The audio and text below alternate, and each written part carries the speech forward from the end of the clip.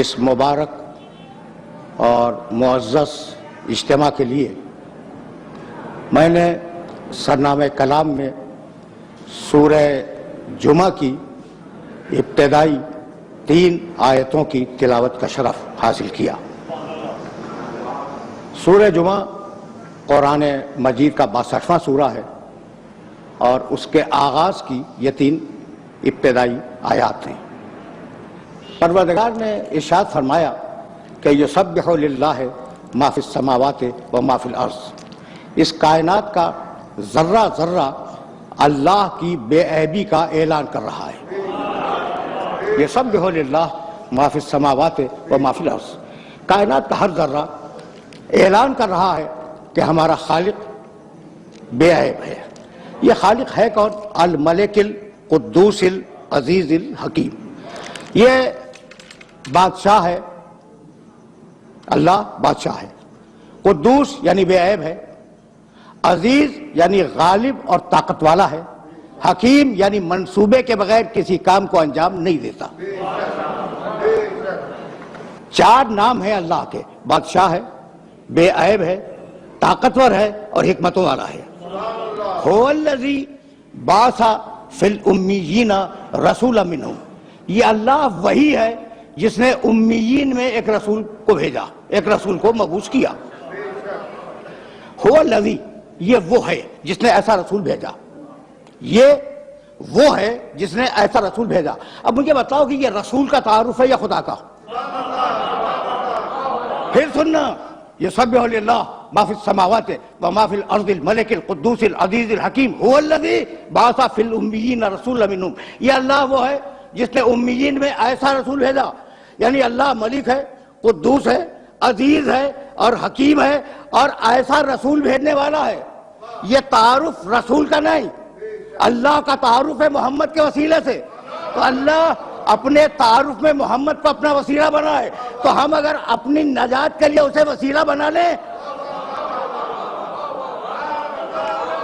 تو هو الذی، یہ اللہ وہ ہے جس نے بعث فی الامیین رسولا منہم، امیین میں ایک رسول کو مبعوث کیا جو انہی میں سے تھا۔ کام کیا ہے؟ یتلو علیہم آیاتہ، وہ اللہ کی آیتوں کی تلاوت کرے گا۔ یزکیہم، لوگوں کے نفسوں کو پاک اور پاکیزہ بنائے گا۔ یعلمہم الکتاب، کتاب کی تعلیم دے گا، والحکمہ، اور حکمت کی تعلیم دے گا۔ 4 فریضے ہیں۔ اب پڑھا لکھا مجمع ہے، صاحبان فہم و فکر تشریف فرما ہے۔ پہلی آیت میں اللہ کے 4 نام، دوسری آیت میں میرے رسول کے 4 فریضے۔ ایسا تو ہے نا؟ اچھا بھائی، تو وَإِن كَانُوا مِن قَبْلُ لَفِي ضَلَالٍ مُبِينٍ، اگرچہ اس رسول کے آنے سے قبل پوری انسانیت کھلی ہوئی گمراہی میں مبتلا تھی۔ وَآخَرِينَ مِنْهُمْ، دیکھو اس رسول کا کام فقط ان لوگوں تک محدود نہیں ہے جو اس کے سامنے ہیں۔ وَآخَرِينَ مِنْهُمْ، وہ دوسرے جو آنے والے ہیں قیامت تک، اس رسول کا فریضہ یہ ہے کہ ان کی بھی ہدایت فرماتا جائے، آیات کی تلاوت کرے، نفسوں کا تزکیہ کرے، کتاب کی تعلیم دے، حکمت کی تعلیم دے، ان کو جو موجود ہیں اور انہیں جو موجود نہیں ہیں، یعنی قیامت تک کی ساری انسانیت کی ذمہ داری پروردگار نے اپنے حبیب پر ڈال دی۔ اب ان فرائض کو دیکھنے کے لیے یہ ضروری ہے کہ ہم تھوڑا سا انبیاء کی عمومی غرض بعثت پہ نگاہ ڈال لیں۔ بہت مقامات ہیں قرآن مجید میں جہاں پروردگار نے غرض بعثت پہ بات کی۔ سورہ بقر، دوسرا سورہ قرآن کا، ارشاد فرمایا کان الناس امۃ واحدۃ فبعث اللہ النبیین مبشرین و منذرین، انسانیت ایک گروہ کی شکل میں تھی، پس اللہ نے ان میں مبعوث کیا انبیاء کو، مبشرین و منذرین، اور ان کا کام یہ تھا کہ لوگوں کو جنت کی خوشخبری سنائیں اور لوگوں کو جہنم سے ڈرائیں۔ بشارت، نذارت، یہ ایک عمومی مقاصد کا بیان ہے کہ ان سارے انبیاء کو کیوں بھیجا۔ اچھا بھائی، یہ تو ہے سورہ بقر۔ سورہ نحل 16واں سورہ قرآن کا، آواز دی وَلَقَدْ بَعَثْنَا فِي كُلِّ أُمَّةٍ رَسُولًا أَنِ اعْبُدُوا اللَّهَ وَاجْتَنِبُوا الطَّاغُوتَ فَمِنْهُمْ مَنْ هَدَى اللَّهُ وَمِنْهُمْ مَنْ حَقَّتْ عَلَيْهِ الضَّلَالَةُ فَسِيرُوا فِي الْأَرْضِ فَانظُرُوا كَيْفَ كَانَ عَاقِبَةُ الْمُكَذِّبِينَ، ہم نے ہر قوم میں، ہر قبیلے میں، ہر گروہ میں، ہر زمانے میں اور ہر زمین پر اپنی طرف سے رسول بھیجے۔ اور فقط دو کام تھے ان رسولوں کے، ان اعبدوا اللہ، لوگوں سے کہیں کہ اللہ کی عبادت کرو، واجتنبوا الطاغوت، اور لوگوں سے کہیں اپنے نفس کی سرکشی سے بچو، بشارت، نذارت، عبادت، اجتناب طاغوت، یہ چار فرائض ہیں سارے انبیاء کے۔ اور اب سورہ حدید 57واں سورہ قرآن کا، لقد ارسلنا رسلنا بالبینات وانزلنا معهم الکتاب والمیزان لیقوم الناس بالقسط، ہم نے اپنے رسولوں کو اس دنیا میں بھیجا بالبینات، دلیلیں دے کر بھیجا،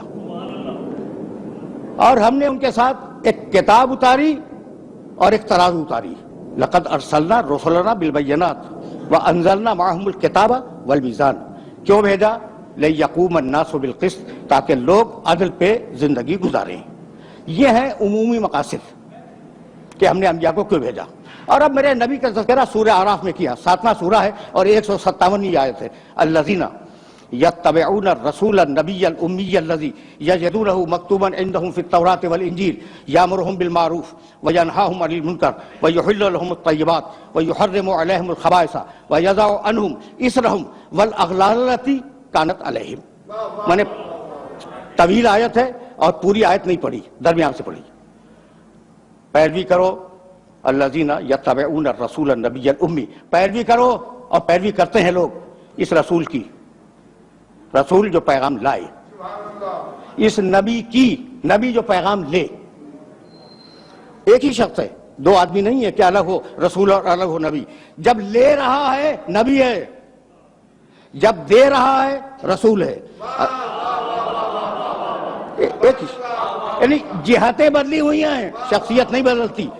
الذین یتبعون الرسول النبی الامی، امی کے لفظ کو روک رہا ہوں میں، بہت توجہ رکھنا، وہ لوگ جو پیروی کرتے ہیں اس رسول کی، اس نبی کی، اس امی کی، الذی یجدونہ مکتوبا عندہم فی التوراۃ والانجیل، اور یہ وہ نبی ہے کہ جس کا تذکرہ پانے والے قیامت تک توریت و انجیل میں پاتے رہیں گے۔ تعارف کرایا نبی کا، اور اب اس کے بعد آواز دی کہ ہم نے اس نبی کو کیوں بھیجا، غرض بعثت، یامرہم بالمعروف۔ اچھا دیکھو لفظ امی کو ذہن میں رکھنا، اب میں جو بھی ترجمہ کروں، عموماً ترجمہ کرنے والے یہ ترجمہ کرتے ہیں کہ جسے لکھنا نہ آئے پڑھنا نہ آئے، امی جسے نہ لکھنا آئے نہ پڑھنا ہے، یہ ترجمہ عموماً کیا جاتا ہے۔ اچھا بھائی مجھے تو نہیں معلوم کہ یہ ترجمہ کیسا ہے اور اس پہ میں کوئی کمنٹ نہیں کرنا چاہتا، لیکن ایک بات میں کہنا چاہتا ہوں کہ پہلی وحی جب آئی ہے، بسم اللہ الرحمن الرحیم، اقرأ بسم ربک الذی خلق، اقرأ بسم ربک الذی خلق، خلق الانسان من علق، اقرأ وربک الاکرم الذی علم بالقلم علم الانسان ما لم یعلم۔ سرسری گرو گا حبیب پڑھو 2 مرتبہ، اور ہم نے انسان کو قلم سے لکھنا سکھایا، یعنی لکھنے کا بھی تذکرہ ہے، پڑھنے کا بھی تذکرہ ہے۔ یہ مرحلہ فکر عجیب ہے۔ تو اب امی پہ بات نہیں کروں گا، یہ رسول ہے، یہ نبی ہے، یہ امی ہے، رسول ہے، نبی ہے، امی ہے۔ اب دیکھنا کہ اس نبی کو ہم نے کیوں مبعوث کیا۔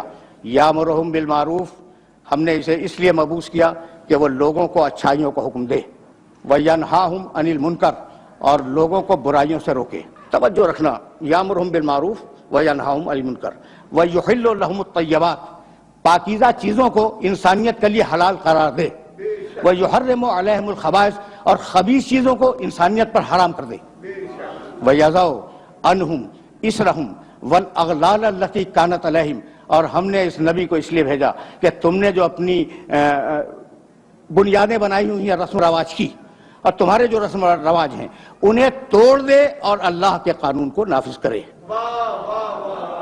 میرا یہ محترم مجمع اس بات کو بخوبی جانتا ہے کہ حکم دیا اس آیے مبارکہ میں ہر اچھائی کا حکم دے، ہر برائی سے روکے، ہر خبیث کو حلال کرے، حرام کرے، ہر طیب کو حلال کرے، تمہارے انسانی قوانین کو توڑے، اللہ کے قانون کو رائج کرے۔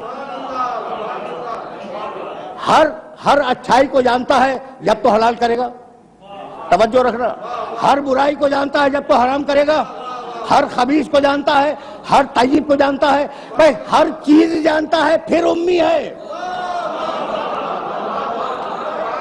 یہ ایک مرحلہ فکر ہے جس مرحلہ فکر پر میں نے روکا اپنے سننے والوں کو کہ وہ عمومی مقاصد تھے بعثت کے، اور اب یہ خصوصی مقصد میرے نبی کے لیے، آخری پیغام، آخری نبی، آخری کتاب، صحیح ہے نا؟ اچھا بھائی، تو یہ مقصد اگر ذہن میں محفوظ ہو گیا، میرا جی چاہتا ہے کہ پیغمبر کے چاہنے والوں کی خدمت میں آف دا ریکارڈ ایک جملہ کہتا ہوا نکل جاؤں، اور یہ آف دا ریکارڈ جملہ تم سے بہتر کون سمجھے گا؟ پھر سنو آیہ مبارکہ کو درمیان سے، یامرہم بالمعروف وینہاہم عن المنکر. بہت توجہ رہے، یہ نبی یوں اس لیے آیا کہ اچھائیوں کو حکم دے، ینہاہم عن المنکر، برائیوں سے روکے، ویحل لہم الطیبات، پاکیزہ چیزوں کو حلال کر دے، ویحرم علیہم الخبائث، اور خبیث چیزوں کو حرام کر دے، اللہ سے لے کے نہیں. یحل لہم الطیبات ویحرم علیہم الخبائث، یعنی ایک وہ وحی تھی جو میرے نبی پر فرشتہ لے کے آتا تھا، اور ایک وہ وحی تھی جو اس کے مزاج میں گون دی گئی تھی.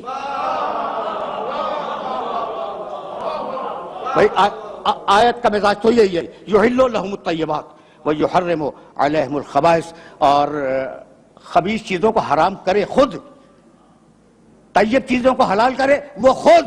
یعنی میں کہنا یہ چاہ رہا ہوں کہ بھائی جسے تم اللہ کی صراط کہتے ہو وہ میرے محمد کی سبیل ہے.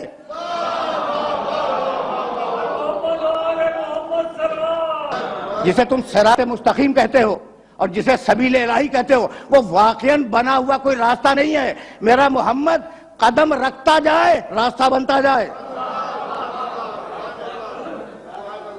یہ وہ باریک مرحلہ فکر تھا جہاں میں اپنے سننے والوں کو روکنا چاہ رہا تھا. اب واپس چلو اس آیہ مبارکہ کی طرف جس میں غرض بعثت کو پھر بیان کیا گیا. هو الذی بعث فی الامیین رسولا منہم، ہم نے اس نبی کو امیین میں مبعوث کیا. جعلہ کے معنی ہے بنانا، انی جاعل فی الارض خلیفہ، میں زمین پر خلیفہ بنانے والا ہوں. جاعل، جال کے معنی بنانا. بہت توجہ رہے. یا داؤد انا جعلناک خلیفۃ فی الارض، داؤد ہم نے تجھے اس زمین پر خلیفہ بنا دیا. تو جال کے معنی بنانا، باز کے معنی اٹھانا. یعنی نبی اس دنیا میں بنایا نہیں جاتا، نبی پہلے سے نبی ہوتا ہے، اسے بھیجا جاتا ہے. یہ جو 62واں سورہ ہے نا، سورہ جمعہ، اس سے پہلے سورہ 61واں سورہ صف، اس میں بھی پروردگار عالم نے ارشاد کیا، هو الذی ارسل رسولہ بالہدی ودین الحق، ہم نے بھیجا اس رسول کو، پہلے سے تھا رسول، اسے ہم نے دنیا میں بھیج دیا. اچھا بھائی، تو اب رسول آیا، رسول کے معنی پیغام لانے والا، سب کو معلوم ہے. اور اس کا ترجمہ اگر اردو میں ڈھونڈا جائے تو قاصد، اگرچہ قاصد بھی عربی لفظ ہے لیکن اردو میں جس معنی میں استعمال ہوتا ہے اسی معنی میں عربی میں لفظ رسول استعمال ہوتا ہے. اچھا بھائی، اور آسان کر لو، ایلچی. تو اب یہ کون ہے؟ اللہ کا ایلچی ہے، اور یہ پیغام لانے والا لکھا ہوا سربمہر لفافہ لے کے نہیں آیا، یہ پیغام لایا ہے زبانی. ایسا ہے یا نہیں؟ اگر یہ سمجھ لو تو پھر میں آگے چلا جاؤں. اور یہ وہ مرحلہ فکر ہے جس مرحلہ فکر پر ذرا سی رسالت کھلے گی. سربمہر لفافہ نہیں لایا کہ آپ اسے کھول کے پڑھ رہے ہیں، وہ زبانی پیغام لایا ہے. اس نے زبانی میسج لیا، اپنے ذہن میں رکھا، زبانی آپ تک پہنچایا. تو ایلچی کے لیے پہلی بات یہ ضروری ہے کہ اس میں پیغام کو ریسیو کرنے کی اہلیت ہو.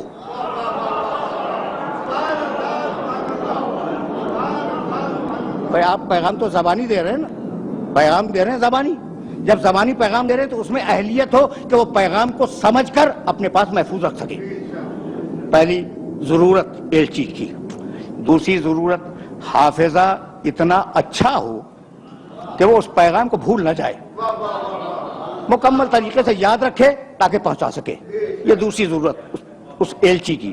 اچھا بھائی، تیسری ضرورت، اتنا فصیح و بلیغ ہو، اتنی اچھی زبان جانتا ہو کہ وہ جیسا پیغام ہے ویسے الفاظ منتخب کرے اور پیغام کو ڈیلیور کر دے.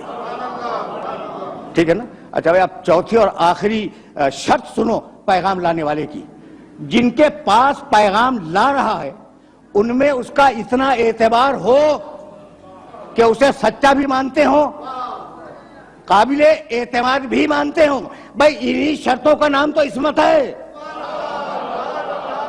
اسی مقام سے میں آگے لے جاؤں گا. ایسا پیغام جو پوری انسانیت کے لیے ہے، کسی گروہ کے لیے نہیں کہ مکے والوں کو پیغام دے دیا. وما ارسلناک الا کافۃ للناس. حبیب للناس، ناس کے معنی پوری انسانیت. حبیب ہم نے تمہیں رسول بنایا ہے پوری انسانیت کے لیے. اچھا بھائی رسول تو بننا ہی تھا، اس لیے کہ یہ اللہ کون ہے جو رسول بنا رہا ہے؟ بسم اللہ الرحمن الرحیم، قل اعوذ برب الناس ملک الناس الہ الناس. پوری انسانیت کا رب ہے، پوری انسانیت کا بادشاہ ہے، پوری انسانیت کا خدا ہے. اچھا بھائی جب پوری انسانیت کا ہے تو شہر رمضان الذی، بھائی قرآن کیا ہے؟ انزل فیہ القرآن ھدی للناس. یہ قرآن پوری انسانیت کے لیے ہدایت ہے. مجھے معاف کر دینا، بغیر پڑھے بات کرنے کا عادی نہیں ہوں. میری نگاہوں میں جو کتابیں الہامی کہی جاتی ہیں، جن کے متعلق کلیم ہے کہ یہ الہامی کتابیں ہیں، ان کتابوں میں دیکھ لینا، اور اگر نہ دیکھ سکو تو میں دکھلاؤں گا کہ ہر کتاب نے اپنی امت کو اور اپنی قوم کو خطاب کیا ہے. اے بنی اسرائیل، اے بنی اسرائیل کی گمشدہ بھیڑو، اپنی قومیں مخاطب ہوئی. یہ اکیلی کتاب ہے قرآن جو پوری انسانیت کو مخاطب کرتی ہے. اچھا بھائی تو پوری انسانیت کا رسول ہے، کسی ایک قوم کا نہیں. جب پوری انسانیت کا رسول ہے اور پیغام یعنی قرآن پوری انسانیت کا پیغام ہے، تو اس انسانیت میں جاہل بھی ہیں، عالم بھی ہیں، کم عقل والے بھی ہیں، زیادہ عقل والے بھی ہیں، ہر قسم کے افراد موجود ہیں. تو پیغام میں اتنی وسعت ہونی چاہیے کہ بقدر ظرف ہر انسان سمجھ سکے. اور پیغام اتنا وزنی ہے، توجہ رکھنا، پیغام اتنا وزنی ہے کہ اگر پہاڑ پہ اتار دیا جائے تو پہاڑ کے پرچے اڑ جائیں. لو انزلنا ھذا القرآن علی جبل لرأیتہ خاشعا متصدعا من خشیۃ اللہ. سورہ حشر 59واں سورہ قرآن کا. اس قرآن میں اتنی طاقت ہے اور اس قرآن میں اتنا ویٹ ہے، اتنا وزن ہے کہ اگر پہاڑ پہ اتار دیں تو پہاڑ کے پرخچے اڑ جائیں. بھئی یہ مرحلہ فکر ہی عجیب ہے کہ قرآن اگر پہاڑ پہ آ جائے پہاڑ کے ٹکڑے اڑ جائیں. اور میرے محمد کے دل نے اس پورے قرآن کو اپنے دل پہ روک لیا کہ جس کا دل اتنا مضبوط ہو دماغ کتنا مضبوط ہوگا.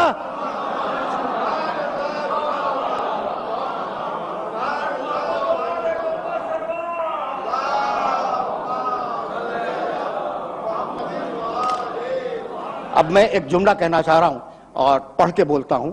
دیکھو بھائی ہمارے سامنے کچھ کتابیں وہ ہیں جن کے متعلق قرآن نے تصدیق کی کہ وہ الہامی ہیں، توریت، انجیل، زبور. اور کچھ وہ ہیں جن کتابوں کو ان کے ماننے والے الہامی سمجھتے ہیں. مثلا اوستا زرتشتیوں کی، ژند پاژند، مثلا گیتا، مثلا وید، مثلا پران، 18 پران ان کی مقدس کتابیں ہیں. ان کتابوں کو پڑھ ڈالو اور پھر قرآن کو پڑھو تو دنیا وہ مذہبی ہو یا غیر مذہبی دنیا ہو پکار رہی ہے کہ بھائی جیسا قرآن ہے یہ کتابیں ویسی نہیں ہیں.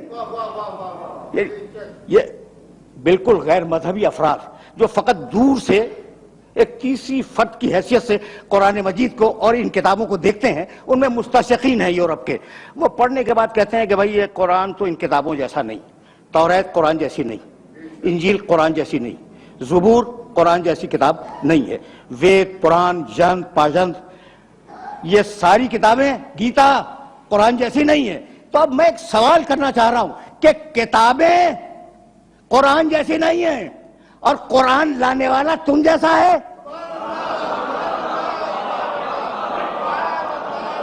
یہ فکر عمومی کا ایک سوال ہے.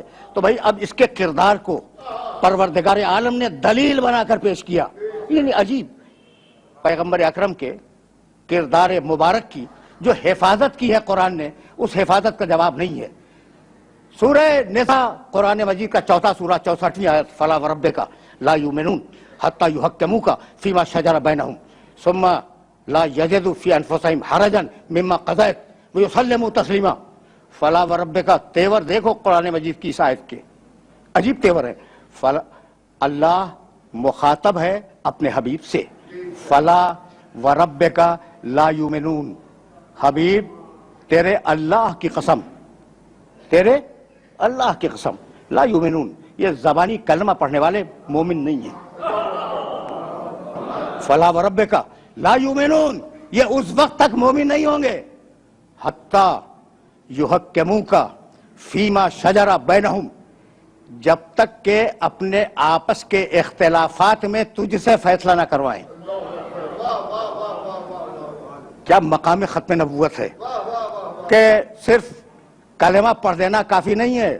مسلمان اس وقت بنو گے، مومن اس وقت کہلاؤ گے جب اپنے آپس کے جھگڑوں میں رسول سے فیصلہ کرواؤ۔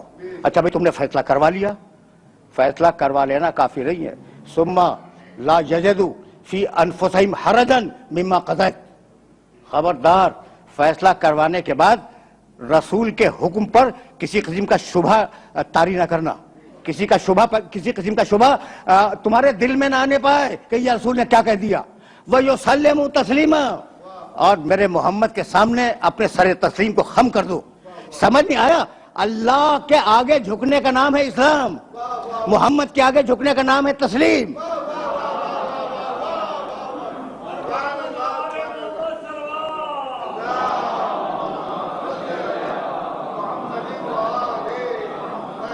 یہ مرحلہ فکر عجیب ہے، اور میں اس مرحلہ فکر پر تھوڑی دیر کے لیے اپنے سننے والوں کو روکنا چاہ رہا ہوں۔ میں مقام محمد کی حفاظت، سورہ نساء، چوتھا سورہ قرآن مجید کا، اور اب آواز دی سورہ حجرات، بار بار میں نے ان آیات کی تلاوت کی، پہلی اور دوسری آیات، بسم اللہ الرحمن الرحیم، یا ایھا الذین آمنوا لا تقدموا بین یدی اللہ ورسولہ واتقوا اللہ ان اللہ سمیع علیم، یا ایھا الذین آمنوا لا ترفعوا اصواتکم فوق صوت النبی ولا تجہروا لہ بالقول کجہر بعضکم لبعض ان تحبط اعمالکم وانتم لا تشعرون۔ اے ایمان لانے والو، خدا اور رسول سے آگے بڑھنے کی کوشش نہ کرنا، یعنی حکم خدا اور رسول سے آگے نہ بڑھنا، جو کہہ دے اسے مان لو، ٹھیک۔ دوسری آیت، یا ایھا الذین آمنوا لا ترفعوا اصواتکم فوق صوت النبی، اے ایمان لانے والو اپنی آواز کو میرے نبی کی آواز پر بلند نہ کرنا۔ پروٹوکول ہے میرے نبی کا، یہ میرے نبی کا پروٹوکول ہے کہ اس کی آواز پر اپنی آواز کو بلند نہ کرنا۔ اس کے بعد کا ٹکڑا پڑھوں، وَلَا تَجْهَرُوا لَهُ بِالْقَوْلِ كَجَهْرِ بَعْضِكُمْ لِبَعْضٍ، خبردار میرے نبی کو اس طریقے سے نہ پکارنا جیسے تم اپنے دوستوں کو پکارتے ہو۔ سن لیا تم نے؟ سن لیا؟ لا تجہروا لہ بالقول کجہر بعضکم لبعض، خبردار میرے نبی کو ویسے نہ پکارنا جیسے تم اپنے دوستوں کو پکارتے ہو، یعنی اگر وہ تم جیسا ہوتا تو ہم اجازت دے دیتے۔ ان تحبط اعمالکم وانتم لا تشعرون، تمہاری پڑھی ہوئی نمازیں تمہارے منہ پہ پھینک دوں گا، تمہارے رکھے ہوئے روزے تمہارے منہ پہ پھینک دوں گا، تمہاری دی ہوئی زکوٰۃ اور تمہارے کیے ہوئے حج تمہارے منہ پہ مار دوں گا اگر میرے نبی سے آگے بڑھنے کی کوشش کی، اور اگر میرے نبی کی آواز پر اپنی آواز کو تم نے بلند کیا۔ اب پروٹوکول، میرے نبی کا پروٹوکول سمجھ میں آ رہا ہے نا؟ میں یہیں سے تو ذرا سا میں اپنے سننے والوں کو آگے لے جانا چاہ رہا ہوں۔ مشہور و معروف آیت سورہ احزاب کی، ان اللہ و ملائکتہ یصلون علی النبی، بہت مشہور آیت ہے، آیت درود، ان اللہ، 33واں سورہ، سورہ احزاب، وملائکتہ یصلون علی النبی، اللہ اور اس کے فرشتے نبی پر درود بھیجتے ہیں۔ یا ایھا الذین آمنوا، اے ایمان لانے والو، صلو علیہ وسلموا تسلیما۔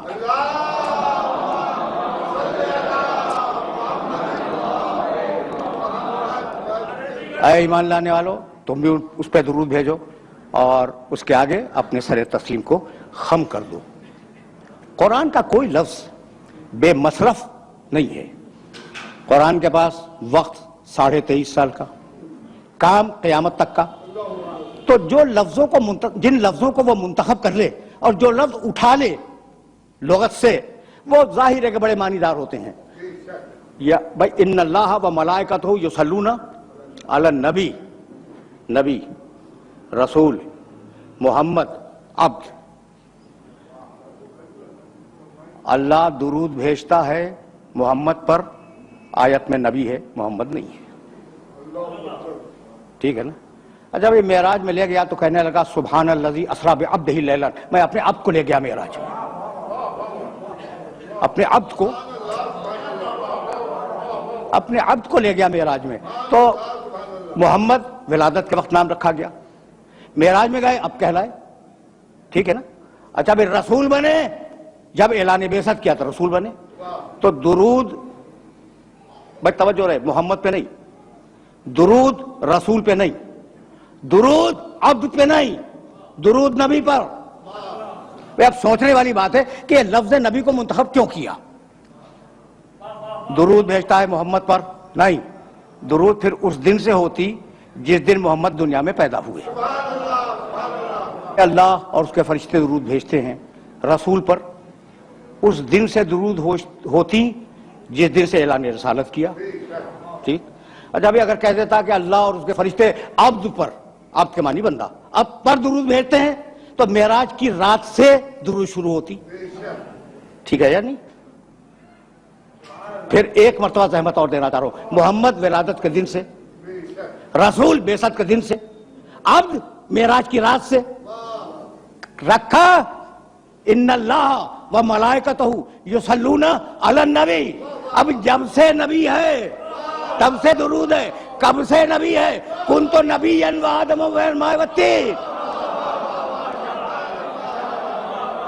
کیا پروٹوکول ہے اس نبی کا؟ اب میرے پاس اردو میں کوئی لفظ نہیں تھا، اس لیے میں نے یہ انگریزی کا لفظ استعمال کیا۔ کیا پروٹوکول ہے؟ یعنی موسیٰ علیہ السلام نہیں آیا کہ جب ان کا نام لو درود بھیجو، نہیں ہے۔ عیسیٰ علیہ السلام کے لیے درود کا تذکرہ انجیل میں، چاروں انجیلوں میں، اس کے علاوہ بھی 4 انجیلوں کے علاوہ بھی انجیلیں پائی جاتی ہیں، کہیں نہیں ہے۔ یہ اکیلا پروٹوکول ہے میرے نبی کا۔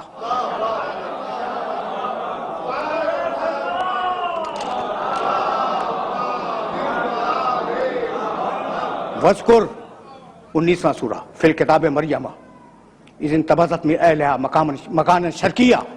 حبیب اپنی کتاب میں مریم کا تذکرہ کرو۔ اب میں آیات نہیں پڑھوں گا۔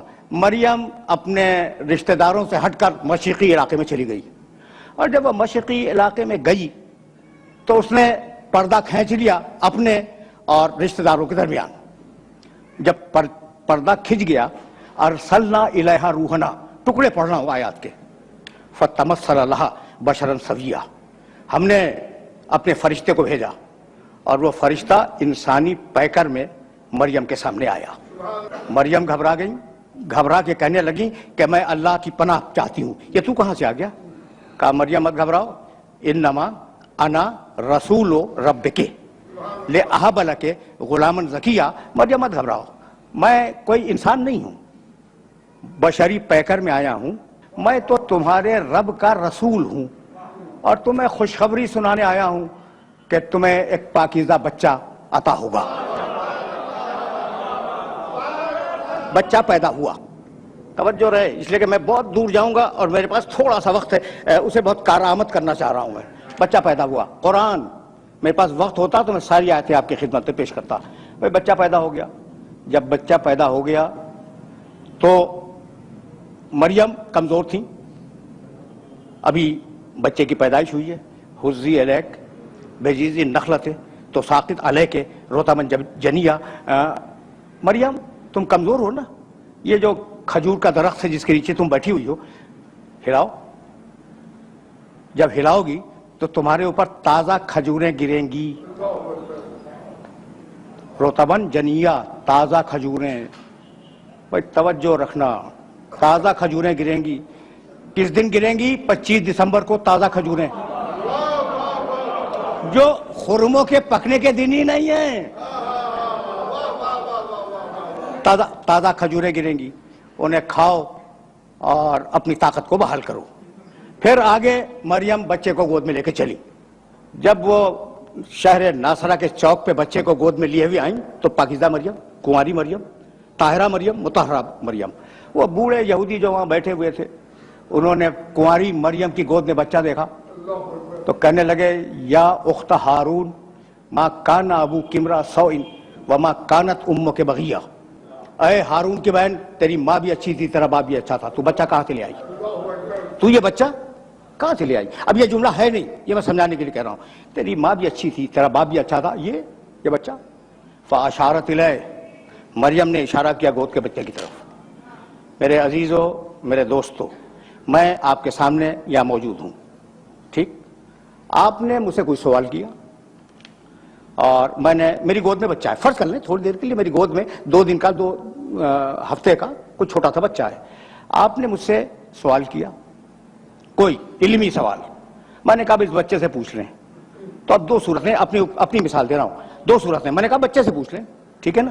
تو یا تو میں پاگل ہوں اور یا پھر مجھے یقین ہے کہ بچہ بولے گا۔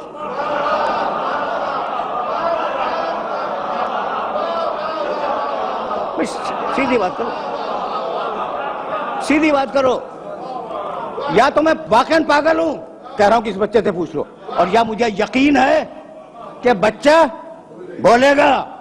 تو مریم کو یقین ہے کہ بچہ بولے گا، فاشارت الیہ، کہا اس سے پوچھو، قالوا کیف نکلم من کان فی المہد صبیا، کہنے لگے بوڑھے یہودی کہ یہ کیا بولے گا، گہوارے کا بچہ، گود کا بچہ، اسے ہم کیسے بات کریں؟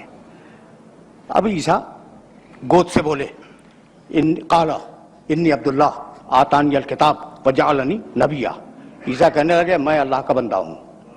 کبھی پھر صحیح، قرآن ہے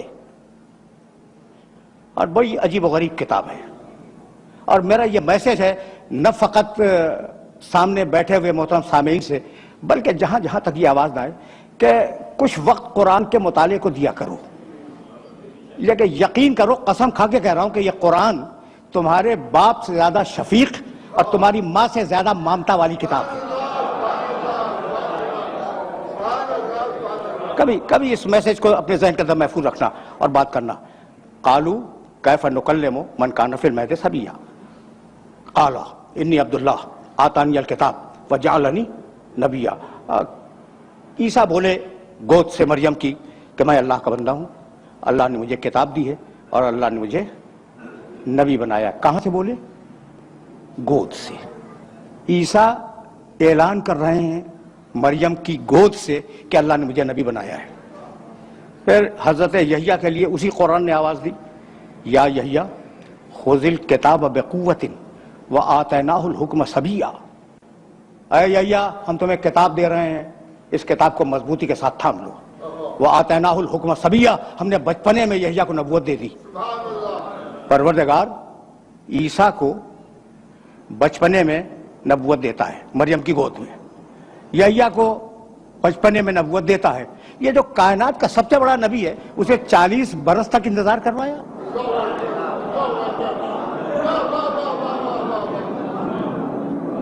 سوال ہے یا نہیں ہے بھائی؟ پیدائش کے وقت اناؤنسمنٹ ہو جاتا ہے یہ بچہ نبی ہے، ٹھیک ہے نا؟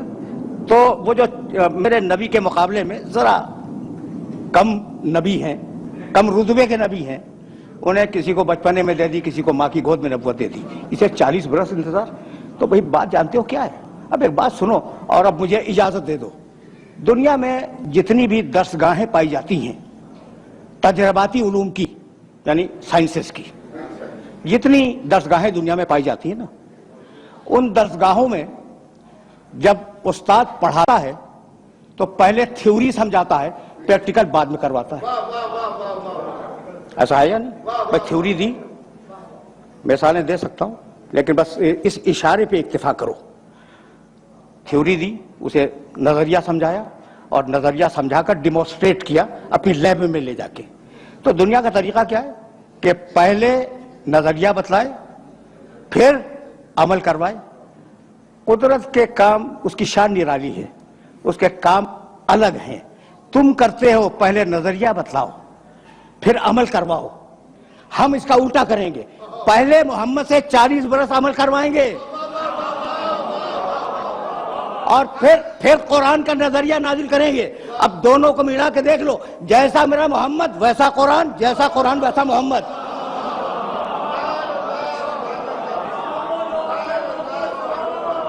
یعنی میں کہنا یہ چاہ رہا ہوں کہ یہ 2 الگ الگ چیزیں نہیں ہیں، لفظ ہیں سمجھانے کے لیے 2 الگ الگ، قرآن اور محمد۔ یہ دو الگ الگ لفظ ہیں، مفہوم ایک ہی ہے. بھائی پہلے میں نے اس شخص کو بھیجا اور 40 برس اس کا کردار دیکھو، اور پھر اب قرآن بھیجوں گا اور دونوں کو ملا کے دیکھ لینا. تو مطلب تو یہی ہوا کہ یہ دونوں علم الہی کا پرتو ہیں. جب علم الہی لفظوں میں ڈھلا قرآن کہلایا، اور جب نور کے پیکر میں ڈھلا محمد کہلایا. تو اگر قرآن بے عیب ہے تو میرا نبی بے عیب ہے. دیکھو بھائی، میں نے تو کہہ دیا میرا نبی ہے تو میں دعویٰ کروں گا کہ بے عیب ہے. ٹھیک ہے نا؟ کوئی ثبوت ہے؟ اگر ثبوت فلسفے منطق سے دینا شروع کروں تو بوجھل ہو جائے گا. بس ایک جملہ سنو. یہ جو عرب تھے نا، ان عربوں کے سامنے قرآن نے بتوں کی برائیاں اور ان کے نقائص بیان کیے. کہ کیا ہیں یہ تمہارے بت؟ لولے، لنگڑے، اندھے، بہرے، کسی کے کام کے نہیں آ سکتے. تم اسے مدد کیا مانگ رہے ہو؟ یہ تو اپنے چہرے کی گرد بھی صاف نہیں کر سکتے. اچھا، اسی کی تشریح میرے نبی نے کی. بہت توجہ رہے. اور کہنے لگے میرا خدا بے عیب. میرا نبی میرا خدا بے عیب. تمہارے بت کیا ہے ان کے پاس؟ یہاں سے اٹھاؤ وہاں رکھ دو، وہاں سے اٹھاؤ وہاں رکھ دو. میرا خدا ان اللہ علی کل شیء قدیر، ہر شے پہ قادر ہے. یہ جاہل بھائی تو نہ دیکھ سکے، نہ سن سکے، نہ بول سکے تمہارے بت. میرا خدا عالم بھی ہے، کلام بھی پیدا کرتا ہے، قادر بھی ہے، ہر شے جس شے میں چاہے کلام پیدا کر دے. تو بتوں کی برائیاں کی قرآن نے، برائیوں سے مراد ان میں جو نقائص تھے وہ بیان کیے. ٹھیک، اور خدا کی تعریف کی. وہ عرب جو اس زمانے کا تھا وہ اپنی آن پہ مر جانے والا عرب تھا. ایک اونٹنی کا تھن کسی کے تیر نے چھید دیا، 40 برس لڑائی ہوتی رہی آن کے اوپر. تو کتنی آن والے عرب تھے اس معاشرے میں. قرآن کہہ رہا ہے، میرا نبی کہہ رہا ہے کہ تمہارے خدا ایسے، تمہارے خدا ایسے، تمہارے خدا ایسے. کہہ رہا ہے یا نہیں؟ قرآن اٹھا کے دیکھنا، میرے نبی کے بیانات جو بتوں کے سلسلے میں وہ اٹھا کے دیکھ لینا. اور میرا خدا بے عیب. بہت توجہ رہے، اس لیے کہ یہ وہ مرحلہ فکر ہے کہ اگر یہ بات واضح ہو گئی تو میری محنت آج کی سوارت ہے. اچھا بھائی، تو ناک پہ مر جانے والا عرب، گھمنڈی عرب کہتا نا کہ مسلمانوں کے رسول 100 عیب تم نے ہمارے خداؤں میں نکالے، لاؤ اپنے خدا کو. یہ میسج پہنچا؟ نہیں بھائی نہیں. بس یہی تو روکنا چاہ رہا ہوں میں، اور یہیں یہ گفتگو اپنے آخری مرحلوں سے ہمکنار ہو جائے گی. بھائی وہ عرب کہتے تو کہ تم نے ہمارے بتوں میں 100 عیب نکال دیے، لاؤ کم سے کم 10 تو ہم بھی نکال دیں گے. ورنہ ہمارا ارادہ تو یہ ہے کہ تم نے 100 عیب ہمارے بتوں میں نکالے ہیں، 400 عیب تمہارے خدا میں نکالیں گے. کسی نے چیلنج کیا؟ پڑھ کے بولتا ہوں خدا کی قسم کسی عرب کا چیلنج موجود نہیں ہے کہ اپنے خدا کو لاؤ تو ہم اس میں عیب نکالیں گے. بھائی بتلانا یہ تھا کہ اتنا بے عیب رسول بھیجا ہے کہ پہلے اس میں عیب تلاش کرو، مجھ تک بعد میں آؤ گے.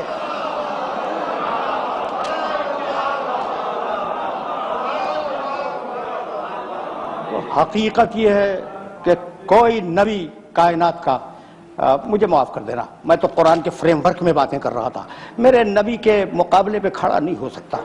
مشکل ہے، مشکل نہیں، ناممکن ہے. سورہ مائدہ 5واں سورہ قرآن کا، بس یہ سن لو اور مجھے اجازت دے دو. 5واں سورہ، اور اس سورے کی 110ویں آیت جا کے ضرور دیکھنا. وَإِسْتَخْلُقُ مِنَ الطِّينِ كَهَيْئَةِ الطَّيْرِ بِإِذْنِي فَتَنْفَخُ فِيهَا فَتَكُونُ طَيْرًا بِإِذْنِي وَإِذْ تُبْرِئُ الْأَكْمَحَ وَالْأَبْرَصَ بِإِذْنِي وَتُخْرِجُ الْمَوْتَىٰ بِإِذْنِي.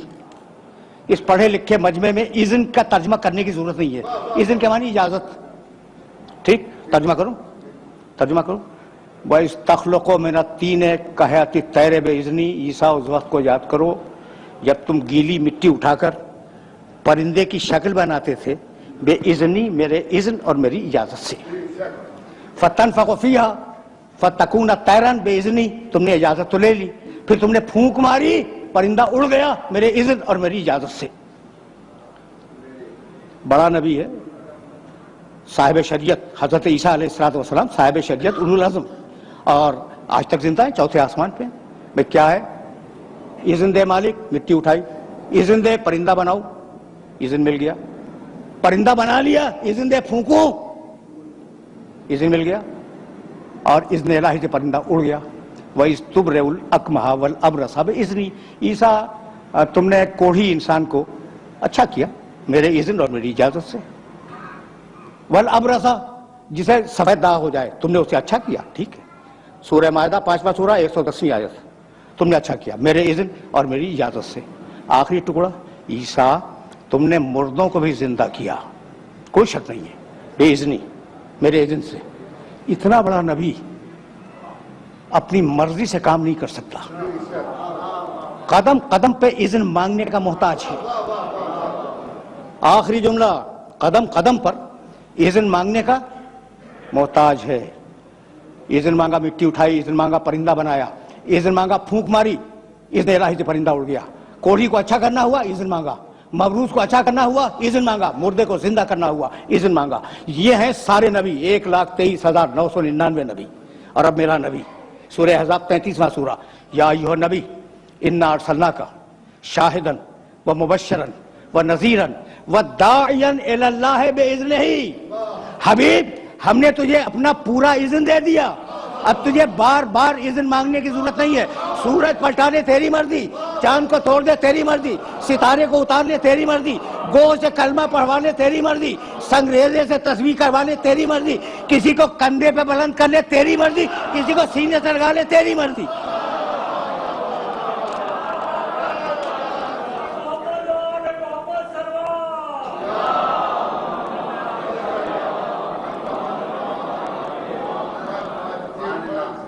وآخر دعوانا ان الحمد للہ رب العالمین. پروردگارہ اس عبادت کو قبول فرما, پروردگارہ ہمیں کامل ایمان فرما, پروردگارہ ملک کو مستحکم فرما اور ملت اسلامیہ کو متحد فرما. فسيعلم الذين ظلموا أي منقلب.